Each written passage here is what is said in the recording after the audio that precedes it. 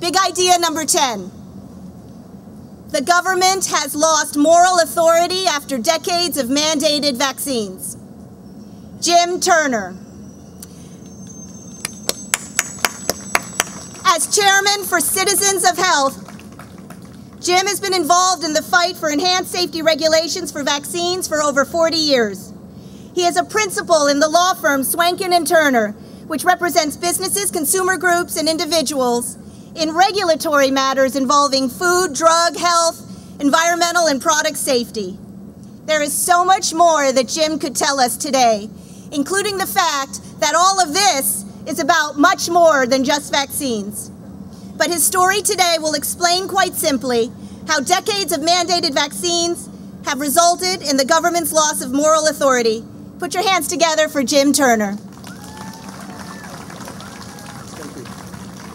Thank you very much. I am very glad to be here and to advance the story about the failure of this government to be moral. $2 billion have been paid out by the United States government as compensation for the death or disability of children who have been forced to take vaccines that cause their damage. $2 billion. It is not possible for a country to be moral if it requires every one of its children to consume a product knowing that some of them will die and some of them will be maimed.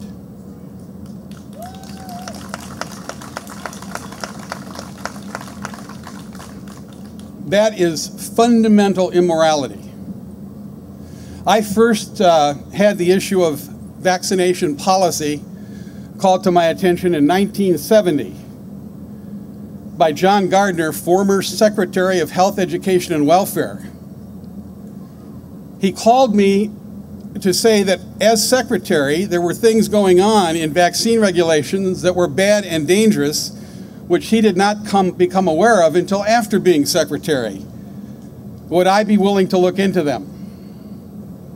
At that time, I was working with Ralph Nader as an original Nader's Raider, and I had just completed a book called The Chemical Feast, the Nader Report on Food Protection at the FDA. Another disaster in American society for another day.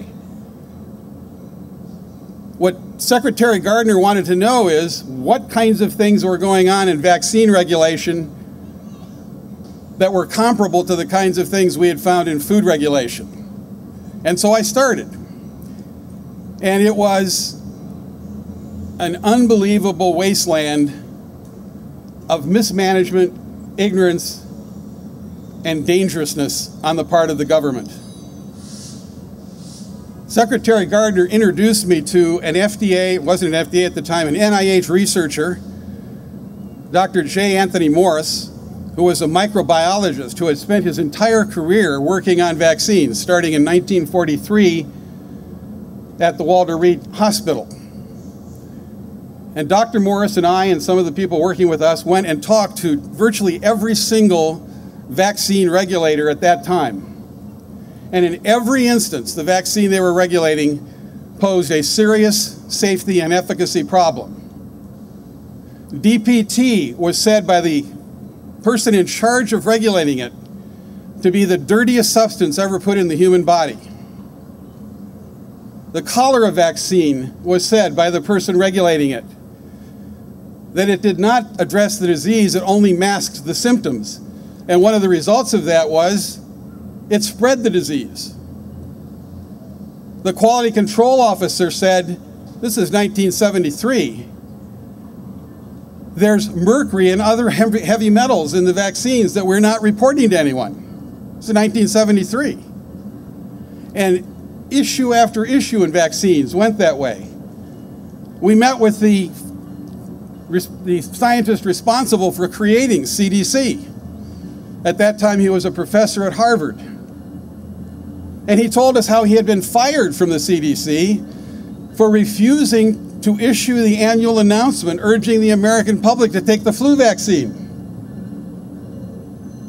This entire picture was a bizarre picture. Recently, I spent some time with Tony Morris talked to him about what we had discovered and found. And I asked him what he would say to this group today. And he told me to say, I didn't take the flu vaccine. He's 92 years old. A long life is the best answer. Thank you very much. Thank you, Jim.